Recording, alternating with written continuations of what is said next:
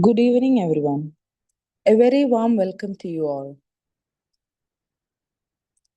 With exam season just around the corner and stress levels naturally running high, especially for grade 10 and 12 students, at Dimois Business School, we strongly believe that mental well being is just as important as academic success, which is why we are delighted to host this 1 hour mental wellness webinar aimed at helping students manage exam pressure, reduce stress, stay focused, and make confident and informed future choices. And it is truly my pleasure to introduce our speaker for today, Dr. Nazia Kunnummal, a Chief Consultant Psychologist with a PhD in Clinical Psychology, who brings extensive experience working with the students and adolescents and is known for her practical, engaging, and deeply supportive sessions. Over to you, Dr. Nazia. Good evening, everyone. Am I audible? Ah, yes, ma'am. Okay, fine. So, I want everyone to be interactive in this session. Whenever I ask you some questions, you need to unmute yourself and give me answers depending upon the question I ask you, or use the chat box accordingly. So, before we talk about exams, marks, or results, I want you to understand one thing very clearly, that your mind comes first. Your mind comes first. So marks are just an outcome. Your mind is the first thing, but marks are just an outcome. Your mind is the system. Your mind is the system that creates that outcome, basically. So if the system is stressed, confused, or exhausted, even intelligent students struggle. So this is the main highlight of the session. So you need to consider your whole body as a system. If it is stressed, confused, or exhausted, even the intelligent students struggle. So today's session is about learning how to use your mind properly, not forcing it, not fighting it actually. So this session is not about studying more hours. It's about studying smarter, staying calmer, and thinking clearly, especially during pressure or stress. We call it normally stress actually. So first of all, we need to understand that, we have two kind of stressors. Two kind of stress. One is positive stress and one is negative stress. So positive stress, that's very good, excellent. But we need to clear out the negative stress.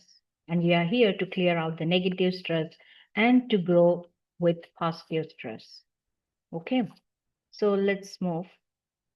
The first thing that I would like everyone to use your chat box and type one word that describes how you feel about exams. For example, nervous, pressured, confused, calm, tired, hopeful. How do you feel? Yes, everyone, please use the chat box. Yes, Hafsa is saying stress.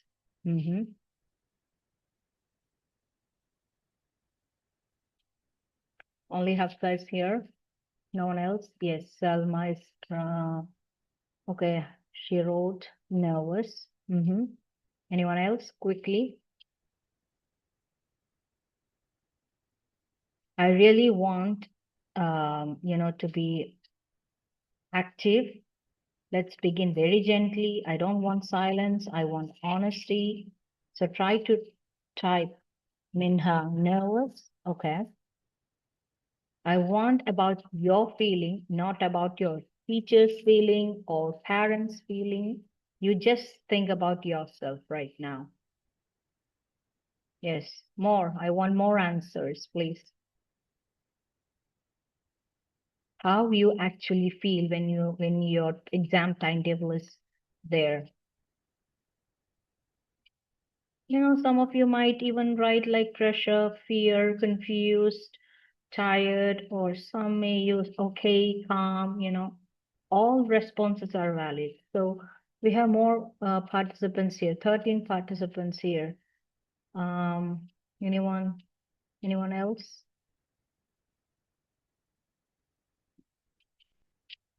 Okay. Um, so we have more in the chat box. The word is more nervous and stress, basically. So that's often related to your exam. So understand that when you use this word, remember this, that you are not weak. Sometimes people feel, okay, they are weak actually. No, you are not weak actually. You are just human. You are just human actually. That's why you are using all these words, because everyone will feel nervous, stressed in most of the situation. So that means you are human. Now, most students think exam stress means, basically they think that they are not capable enough. Many people think, okay, if I tell, okay, I have got stress or nervous, then they automatically, okay, I'm not capable enough. I'm not a good student actually. No, it's not like that. This is not true actually. When I see in my clinical work, what I see in my clinical work is that, intelligent students overthink. Intelligent students always overthink. Hardworking students always panic. And sincere students feel scared of disappointing others. So these are some of the outcomes when we think about stress or nervous. Why? Because you are intelligent. That's why you always overthink about your future, marks, and everything. And hardworking students always panic. At times they get into a panic mode. And also, sincere students feel scared of disappointing others, like teachers or parents. They just want to be too good to them. So that's why the expectations. So many students experience exam pressure, fear of failure, mental confusion, overthinking, stress about the future. So this session is about clarity, okay, and not comparison or comparing your ranks or marks or performance. Actually, it's all about clarity. Clarity of thought, clarity of method, and clarity of self. So when the clarity increases, what happens? Stress automatically reduces. When the clarity increases, the stress will automatically get reduces. During our counseling session, we always tell the clients that, the first step for mental health crisis is from confusion. When your brain is confused, yes, for a little bit of time, that's fine. But when it is prolonged period of confusion, then that is the first step for what? For mental health crisis. So the first step for mental health crisis or mental health sickness is what? It is confusion. So always make sure that you are clear enough about your goals, about your future steps and everything. Make all the means to make things very clear to your brain actually, not for others. Maybe we have good timetable and everything for others, but we are internally confused. So we don't want confusion for ourselves. Make sure that you have everything very clear and intact. So before we continue, we set some ground rules basically here. Okay, not for just discipline, but for safety. We are here to have some safety because many people will feel the fear and judgment and everything. So we are not here for judgment. No one is judged actually here in this session, and no one is compared, and no labels like topper, average, weak student. You might always fear about being a weak student. you know you don't want to be labeled as weak student, right? So we are not here to label anyone as a topper, average, or weak student. Even teachers, they really don't like to label anyone, but it happens as they go actually. So understand that stress is very normal and honest feelings are welcome here. So whenever you get some time for chat, then use it. So confusion is allowed basically here in this session. Confusion is allowed. Honest feeling are welcome. You don't have to impress anyone basically, you don't need to impress anyone. You need to be very true to yourself, and you just have to understand yourself a little better. Understand yourself a little better. So be true to yourself.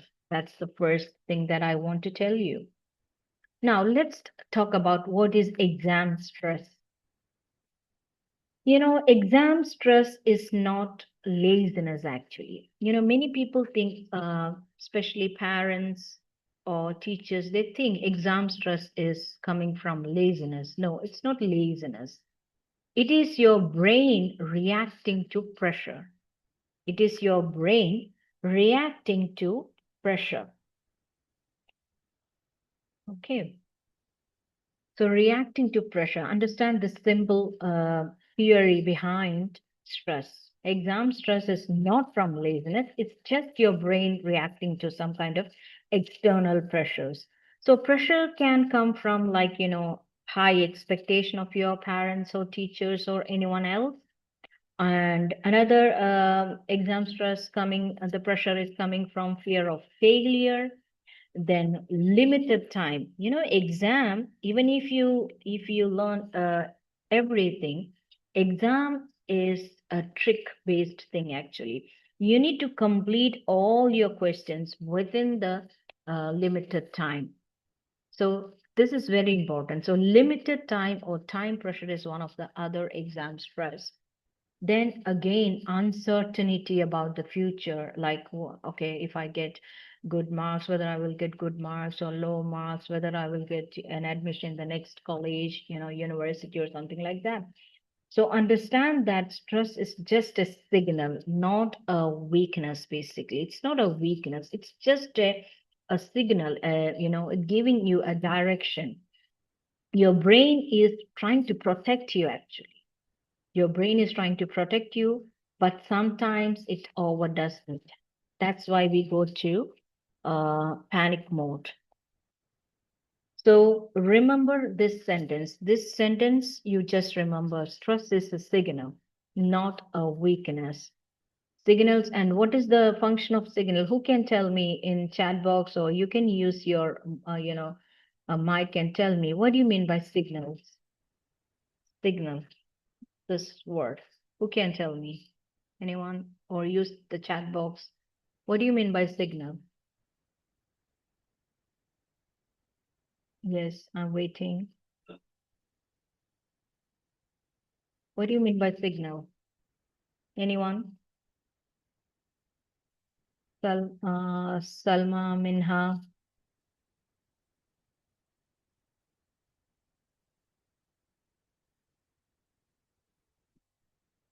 Symptom? Wasim. Okay, symptom. Yes, we can call that way also. Symptom, basically. So signals are meant to be understood. Whenever someone is giving you some kind of signals, then you need to understand that it should be understood. It shouldn't be punished. For example, if you understand that the brain is giving you some symptoms, then you shouldn't punish them. You shouldn't punish it, actually. Signals are meant to be understood. Signals are meant to be understood and not punished. Okay. So when your brain is giving you some stress signals, then you need to understand, okay, I'm in stress right now. I need to do something helpful for my brain to relax. Now, how stress affects the brain? How stress affects the brain? So when the stress increases, what happens? Your brain shifts into survival mode. Your brain shifts into survival mode. So survival mode is activated when the brain is put under stress. So in survival mode, what happens? the focus reduces. When you are in a survival mode, the focus reduces, then memory access becomes difficult, memory blocks happen, and the mind goes blank, and logical thinking shut down, it weakens. So these are the things happen when you are in survival mode, or when your brain is in put under bigger stress actually. So this is why some students say, like, I studied everything but forgot in the exam. I studied everything, but I forgot while I was writing the exam. So understand that the problem is not memory. It's not about your memory problem. It's about the stress. So understand, a calm brain learns faster, remembers better, and performs more accurately. A calm brain learns faster, remembers better, and performs more accurately in a good way. So understand, it's not about your memory. Don't say I got a very bad memory. No, it's just because you are under stress. Now, what is the difference between thinking brain versus stress brain actually? So thinking brain, basically you have, as I told you, you have two modes of brain. Your brain got two modes actually. The first one is when it is calm, the calm, that means the thinking brain. When it is calm, you understand concepts very clearly, then you connect ideas and you solve problems when your brain is very calm. That's called thinking brain actually. But when you are stressed or anxious, you will panic, you forget even the non-answers, and you overthink simple questions even. Even simple questions you will be ruminating all over again and again and overthink and make it a really wrong answer. So understand that you have a thinking brain and stress brain. Which one you want to choose, whether you would like to make a thinking brain or a stress brain. So this is why studying while stressed is ineffective. Ineffective. When you study under stress, maybe, for example, if you have a lot of issues or problems in any place, maybe at home or in school, then your brain will go to stress mode. And while studying in such dysfunctional families, it can affect your study style or the results. So you need to understand this one, and first calm the brain and then study. So understand that calm is not optional. Calming your brain is not optional. It's not optional. It is a part of preparation for your exam. It's a part of preparation for your exam. So you can't say, okay, that's okay, let my brain be stressed. It's a good, no, it's not an option. It's not at all an option. It is a very important part of your preparation for your exams. Most of the students feel confused, Why? Confusion does not mean low intelligence. Understand that if you are feeling confused, that doesn't mean that you got a very low intelligence or low memory. No, it's not like that. That's a wrong concept. You need to understand that most confusion come from no clear study structure. It's not because you are poor in intelligence or low in intelligence, but your study structure is not clear enough. As I told you in my first part of this session, confusion leads to all kind of problems, even to the mental health crisis. So no clear study structure is a part of confusion.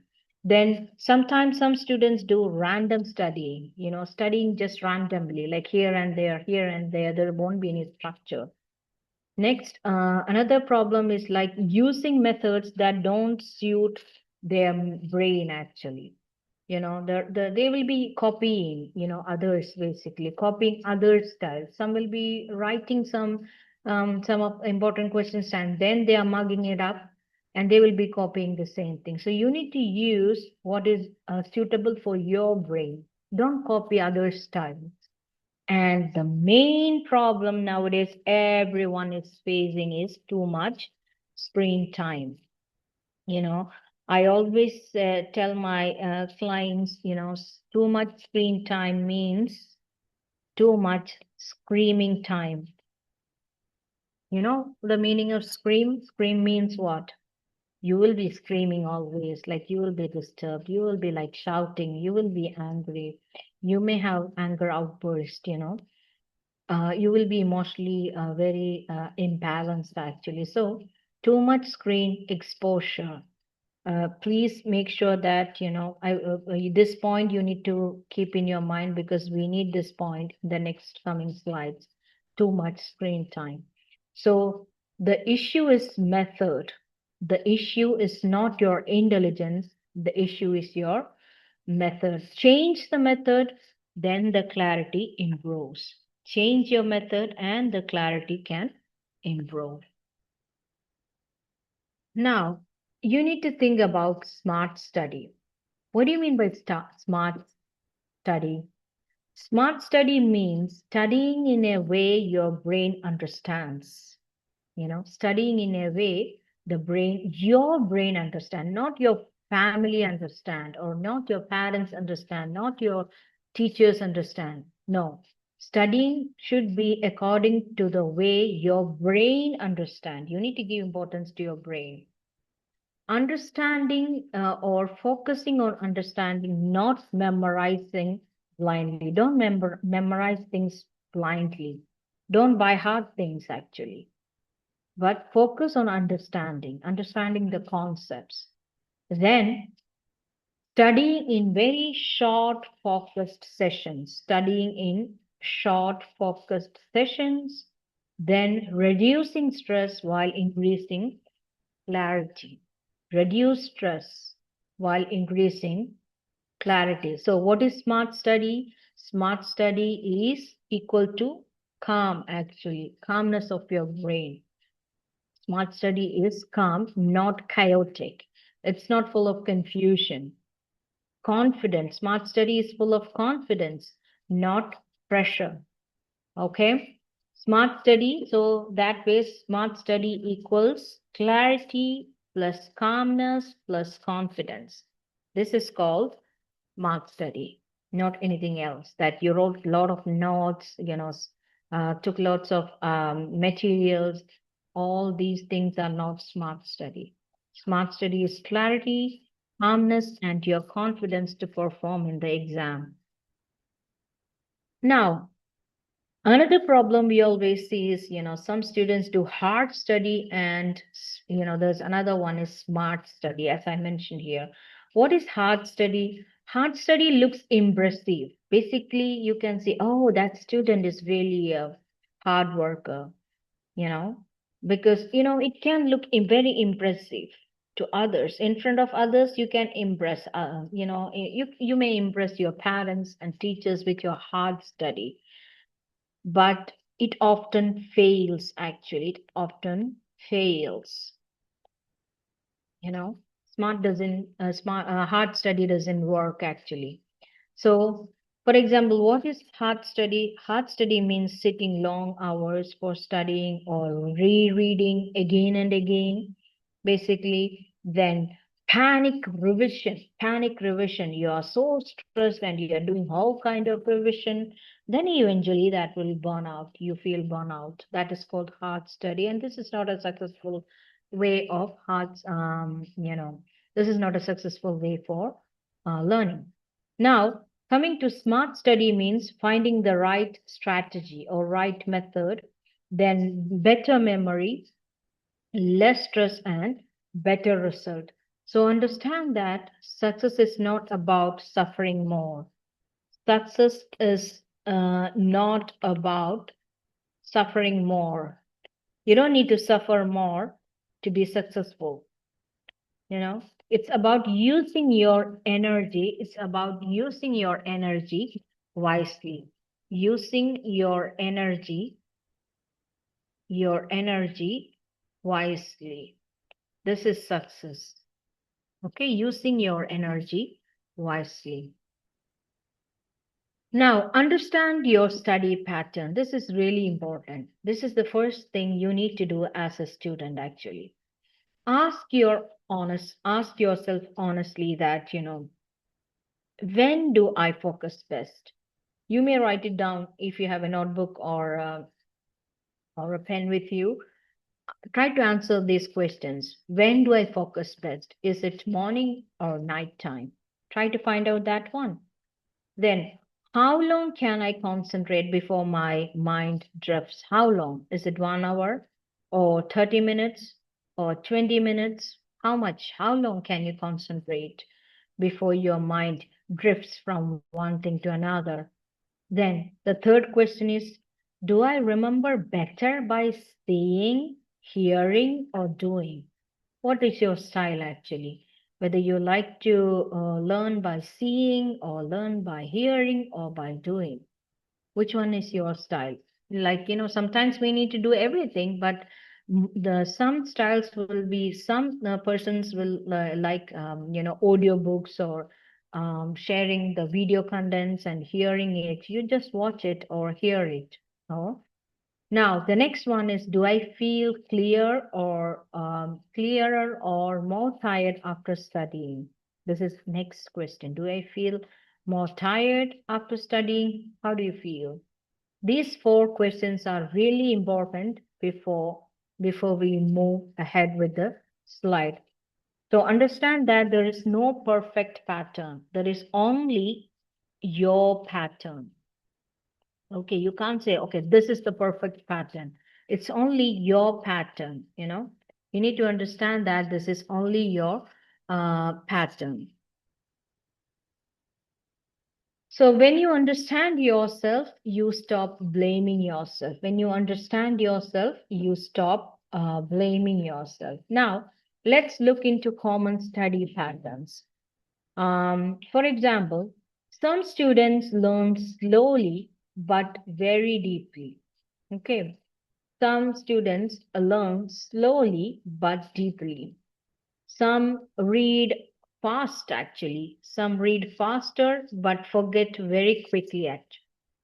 Okay. So some students learn very deep, but they, even though they are learning slowly, but they learn it deeply. But some students they are fast reader but forget very quickly, and some read fast but forget quickly. All these are some of the problems. Some need repeated revision, actually. Some students need repeated revision. Some are affected by mood and emotions also.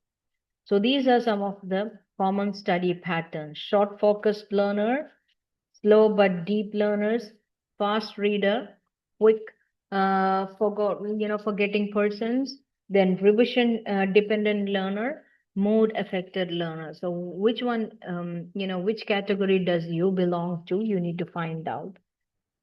So none of these categories are problems, actually. None of these categories are problems. The problems start when you compare your pattern with someone else. When you're comparing your cousin's learning style with yours, then that's a problem. When you compare your friend's learning style or pattern with yours, then that's a problem. So the problem starts when you start comparing, and when you start competing and comparing with others.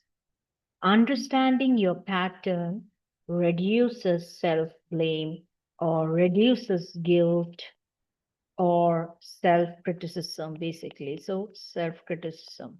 So understand, okay, this is my pattern. I don't want to compare myself to others because you are unique. Now, moving to different learning styles. As I told you about brain learn differently. The brain learn differently.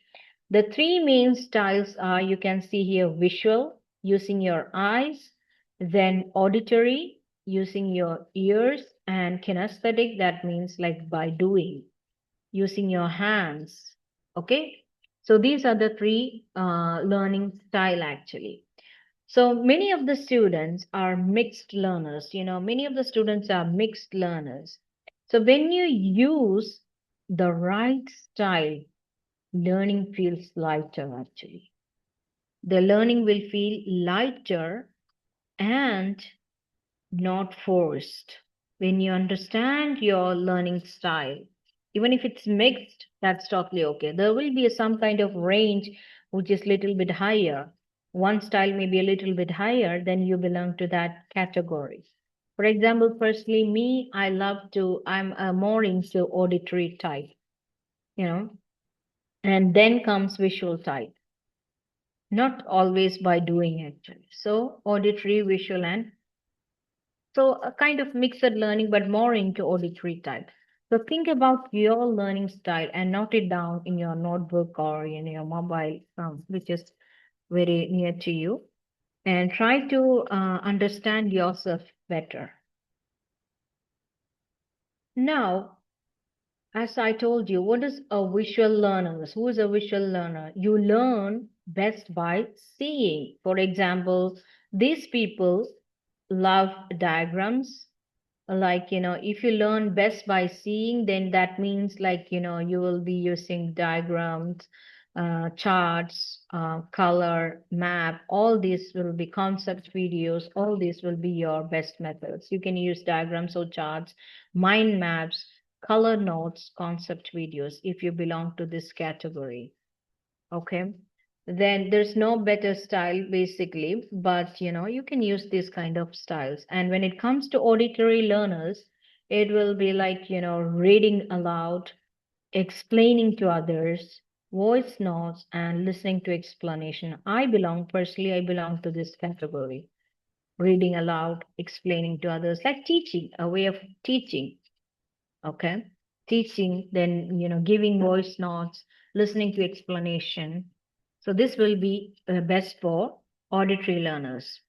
Then kinesthetic means you learn best by doing, like writing notes, solving problems, teaching others, or moving while revising. There will be students who will be like running and walking and even dancing. Dancing will be, there are students who just dance while studying. They will be making a lot of different body movements.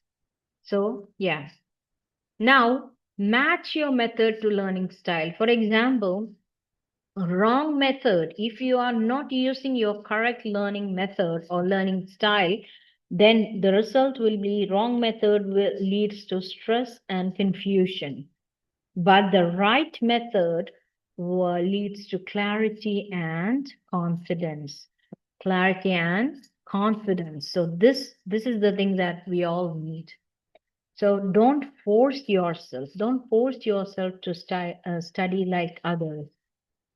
Match how you study. Match how you study to how you learn, or to how your brain learns. Match how you study.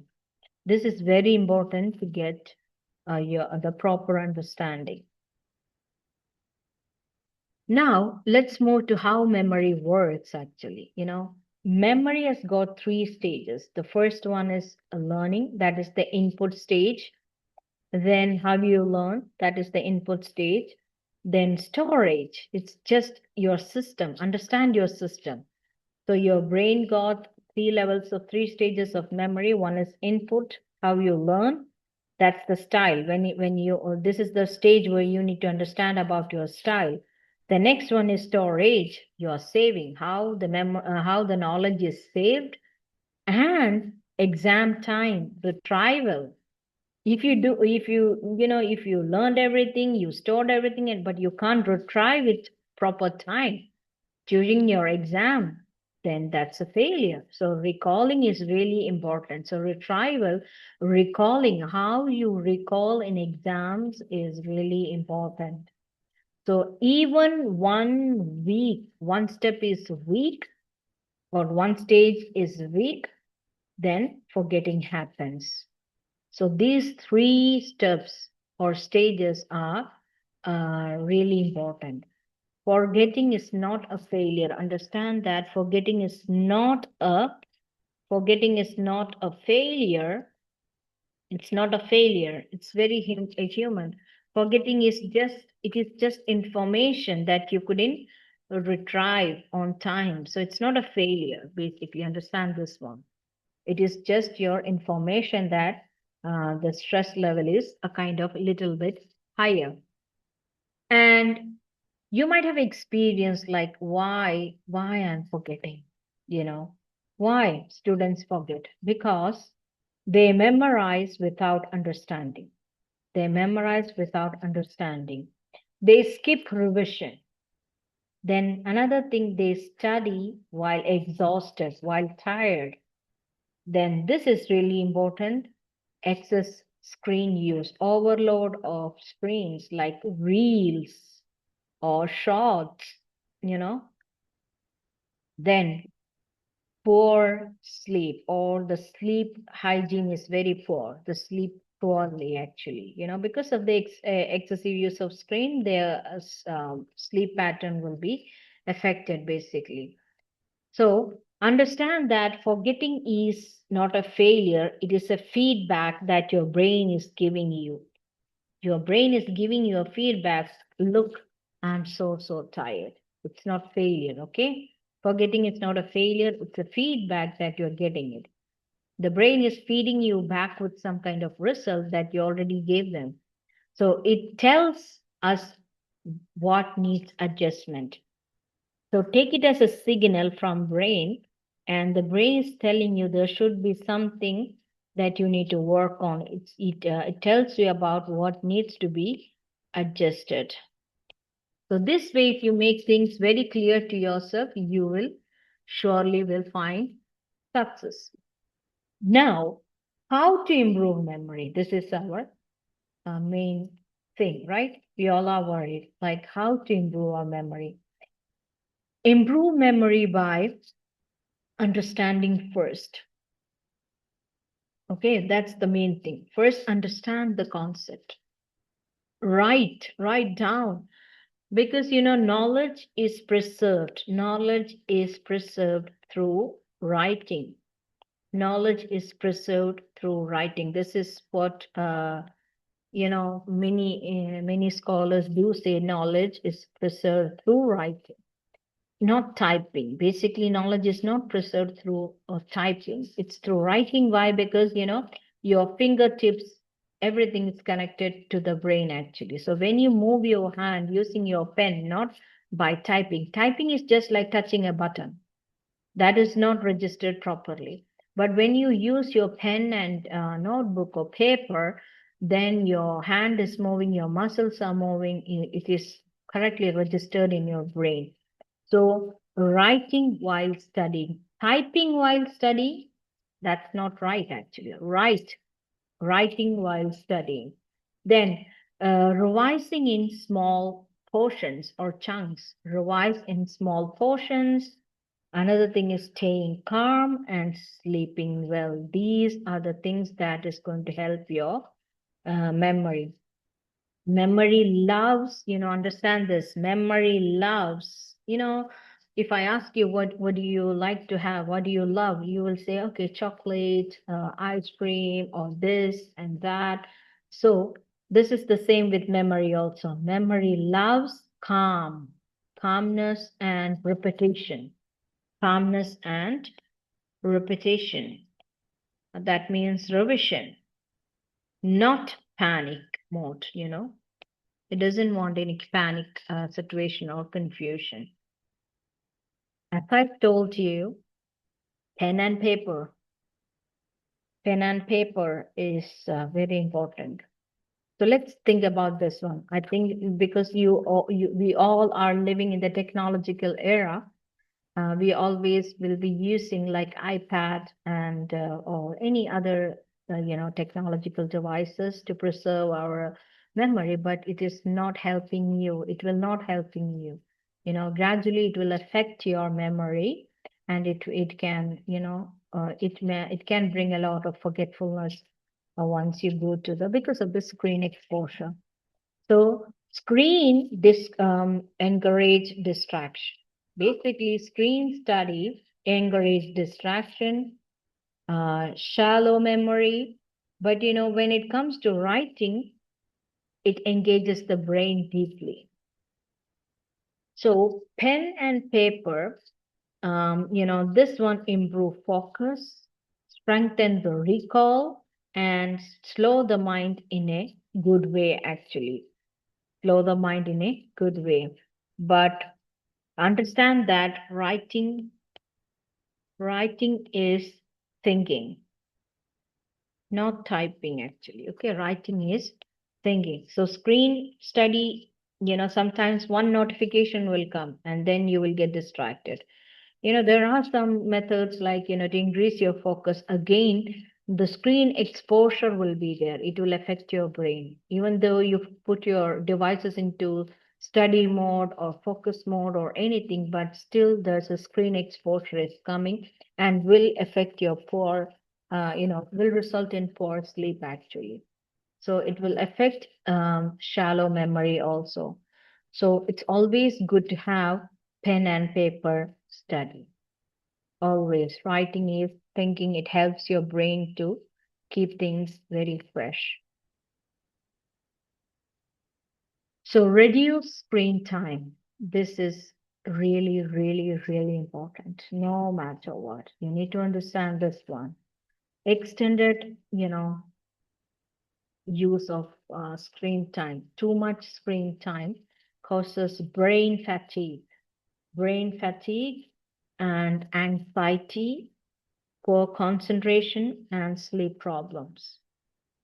Too much screen time, no matter what. This is the truth. Even if you want to accept it or not, that's yours. But this is the truth. It increases brain fatigue, poor concentration, anxiety, and sleep problems. So use screens for understanding the concepts. Okay, you use your screen for understanding the concepts, but not for full study. Don't use your screen for full study. Print it. If you're using some digital materials, try to print it out, or just understand take the video and just learn the concept. That's it. So use your pen and paper and go back to give your brain a kind of leisure time, basically. Now, eating habits is really important. Poor eating leads to low energy. Your brain, understand that many students know this one. Your brain is an organ, is an organ, is an organ. It needs fuel and rest. It needs fuel and rest like any other organ. Your brain is an organ, it needs fuel and rest. And the main thing is that, poor food and poor sleep affect focus, mood, and memory. So understand that sleep is not wasted time. Don't think that, okay, if I sleep, in spite of sleeping, maybe I can revise my notes. No, it's not like that. Sleep is not a wasted time. It produces a lot of neurotransmitters, which is good for your memory. So it is when learning becomes permanent. Sleeping helps in regulating all your memory. It makes whatever you learn to save it. Give just like your laptop or other devices. Give it some time to save the whole file, the big file that you just extracted from your textbooks. Okay, so here let's move on to this. Understand that, brain friendly eating habits you need to try to bring into your habit, like, regular meals, not chocolates or this and that, sugary items, but regular meals, which is very organic, actually, which is produced from the real things, not processed foods or fast food or junk foods. Try to include fruits and nuts for your snacking. For snacking, try to include fruits and nuts. Try to prepare home food, which should be also healthy. and drink a lot of water. Adequate water is very important. And never ever, don't, many students feel, okay, I will not take my breakfast, I will not take my lunch because I can study that time also. Don't do that. Stable food means stable mood. Stable food means stable mood. Now, sleep and study. As I told you, memory is stored when during sleep. So it's not a simple thing actually when you're sleeping. Sleep is a blessing actually. Sleep is a real blessing. Learning becomes stronger and stress reduces. Why? Because the neurotransmitters are being produced when you are sleeping. So if you don't sleep properly, your neurotransmitters will get reduced, and eventually you may fall into a victim of anxiety or depression. Because why? The neurotransmitters are not produced because you're not sleeping properly, and that's an effect on your system. So understand that sleep is a part of studying. That doesn't mean 24/7 you need to sleep, you know. Okay, always sleeping, that doesn't mean, oh, I'm studying because I'm sleeping. No, not that way. At least you need to have 6 or 7 or 8 hours of sleep, and that's very important. But not always. Too much sleeping is also very bad to your system. Now let's think about simple, smart study structures.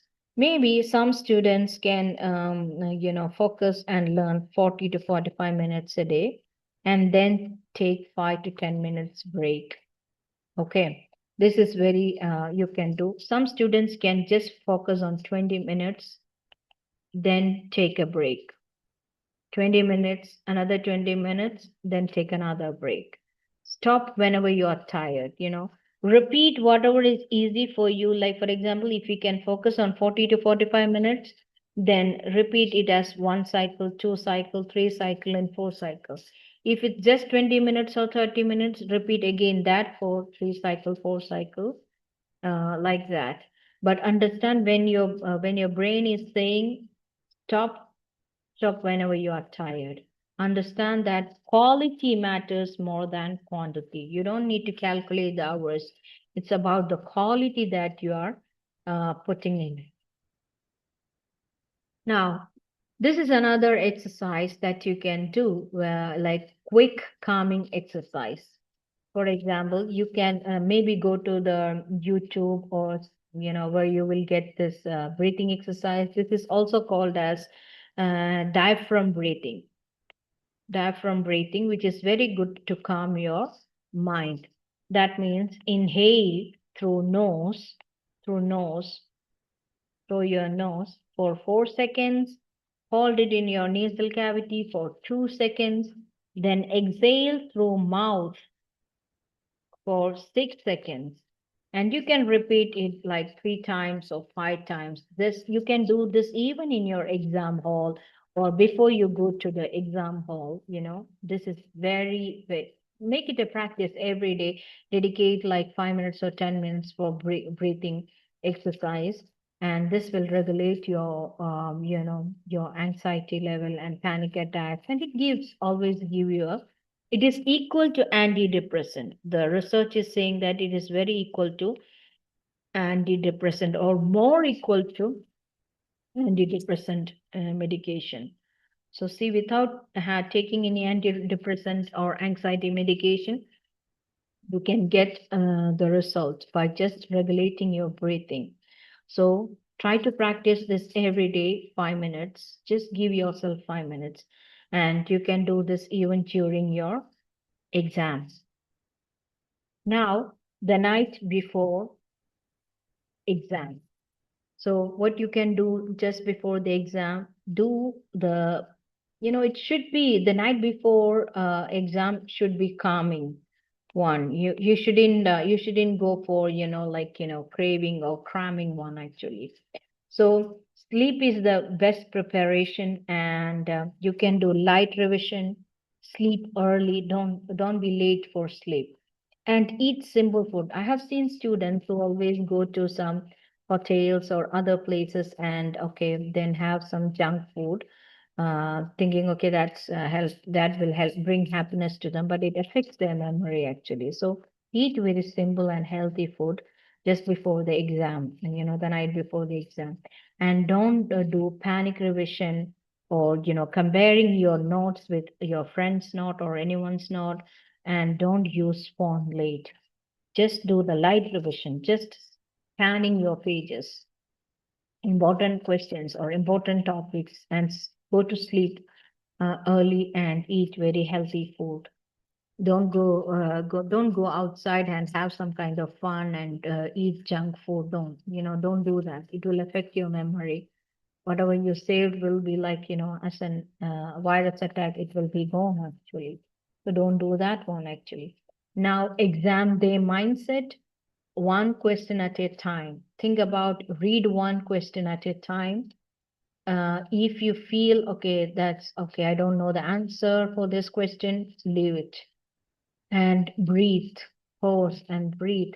Then move forward calmly, read slowly. If you feel that, okay, one question is a little bit tough, you're not getting the answer, move to the next one. Don't panic and don't get stuck there. Whatever is easy for you, try to answer those questions first and then come back. Whenever you're feeling your heartbeat is raising or you're getting nervous, do this breathing exercise and everything will be falling into the place. So make your system always calm. That is going to help you, not the panic mode actually. Okay. So now as we are coming to the end of this one session, marks and life. Understand that marks measure performance. Mark is not something that is going to give the end of everything. No, it's just measure the performance. Okay, take it that in a light way. They do not define your future. They do not. The mark doesn't define your future. It will be, it gives you a direction. Okay, this door is closed. Maybe you have another door to open. So someone is leading you to the next door. That will be the purpose of your life, actually. So understand that marks are not the end of life, actually. It's just a performance measurement and everything. Do not measure your worth because of your marks. Don't think, okay, my mark is equal to my worth. No. And they do not define your future. Sometimes it is a redirection. It is just a redirection, or maybe making you sure that, okay, when you're getting good marks, okay, this is my door. If you're not getting good marks for some reason, maybe there's another door that is waiting for you to open, you know so one exam cannot decide your destiny or future. So make understand, this mark is not equal to your life actually. It's just a direction. This is very important. And finally, when we need to say when to ask for help, actually, when to ask for help, when if fear is constant or the sleep is gone, if there is no sleep and your constant fear, prolonged fear, then ask for help.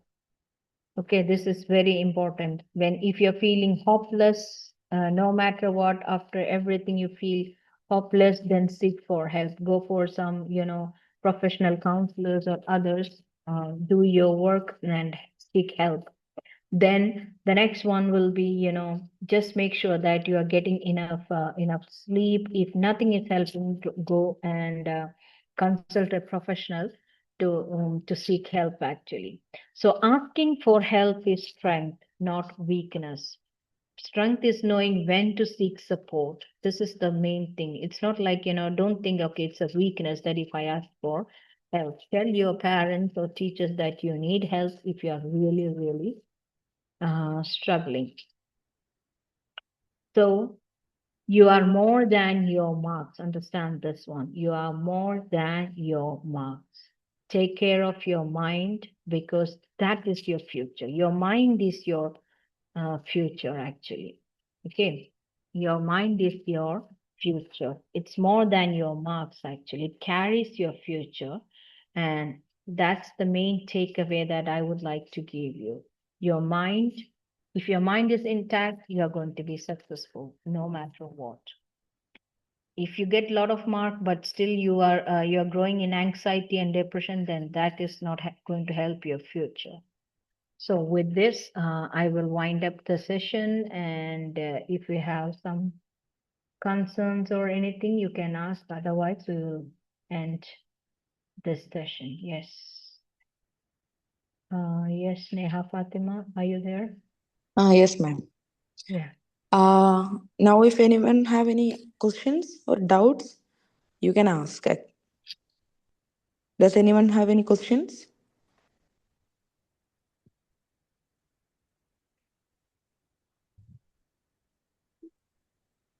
Okay, so I hope that no one have any questions. As we come to end of today's session, I would like to sincerely thank Dr. Nazia Kunnummal for sharing her valuable insights, and extend my heartfelt thanks to all the students who joined us today. We hope this session helps you manage exam stress with confidence and clarity. And on behalf of Dimois Business School, we wish you all the best for your exams and future. Thank you. Thank you once again for being part of this session. Thank you and have a nice day.